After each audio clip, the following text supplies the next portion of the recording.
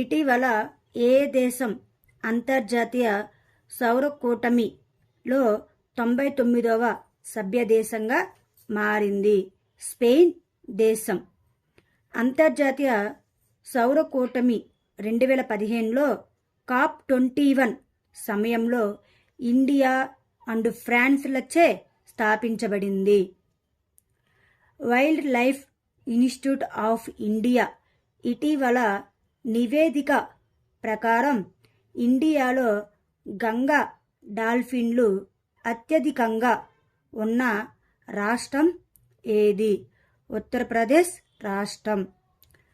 Wild life institute of India ప్రకారం ఉత్తరప్రదేశ్లో దాదాపు 2000 ఉన్నాయి.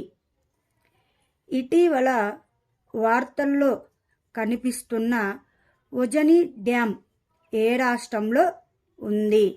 మహారాష్ట్రలో. ఇటీవల మొదటి ఆసియా ఛాంపియన్షిప్ 2024 ఎక్కడ జరిగింది? Bangkok, Thailand. రెండవ ఆర్టిఫిషియల్ ఇంటెలిజెన్స్ సమ్మిట్ సందర్భంగా ఆర్టిఫిషియల్ ఇంటెలిజెన్స్ గ్లోబల్ ఫోరం ఎక్కడ జరుగుతుంది? సియోల్, దక్షిణ కొరియా. ఏ భారతీయ కంపెనీ ఏటీడీ బెస్ట్ అవార్డ్స్ 2024లో ప్రపంచవ్యాప్తంగా 3వ స్థానాన్ని పొందింది? ఇది ఏ భారతీయ కంపెనీకైనా అత్యున్నత స్థానం. ఎన్టీపీసీ కంపెనీకి అత్యున్నత స్థానం. యునైటెడ్ అరబ్ ఎమిరేట్స్ అధ్యక్షుడు ఫస్ట్ క్లాస్ ఫ్రీడమ్ మోడల్ను ఏ దేశ రాయబారికి ప్రదానం చేశారు?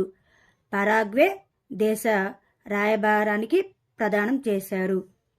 ఏ రాష్ట్ర ప్రభుత్వం మహిళలకు 33% ప్రభుత్వ కాంట్రాక్ట్ ఉద్యోగాలను రిజర్వ్ చేసింది? కర్ణాటక రాష్ట్ర ప్రభుత్వం.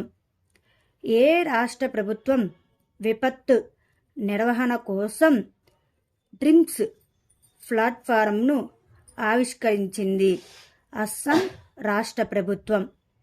మే 25 నుండి ఆర్టిఫిషియల్ ఇంటెలిజెన్స్ ద్వారా నడిచే ట్రాఫిక్ వ్యవస్థను ఏ ఇండియాలోని రాష్ట్రం ప్రారంభించనుంది?